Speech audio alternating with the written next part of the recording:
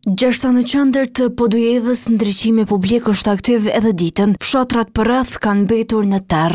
Hyrja në fshatin 2 të komunës së Podujevës karakterizohet me pamje piktoreske, me rrugë që vazhdojnë në mes të maleve.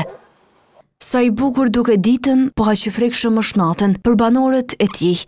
Kjo nga se një pjesë e madhe fshatit përballet me mungesë të ndriçimit publik, e si shkak i kësaj të fundit edhe me rreziqe të tjera. Dikun ngjesin, dikun nuk ngjesin. Jashtë një shtëpi, na jem të veç 2 shtëpi. Shkojnë krye katunin, ngjesin drita, këto katuni që është rruga, qendra, rruga kryesore që është më ngjit drita nuk ngjesin. Po, unë nuk di ku është këtë faj.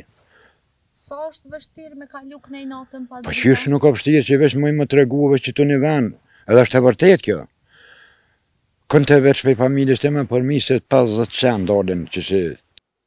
Gjendje në këtë fshat ai e krahason me qëndrimin në borgje. Po është rrezik më jetë. Më natën s'vjen shpreh hiç, se të këtë nana këtë më ben malor, ka qene, po s'ku më da natën?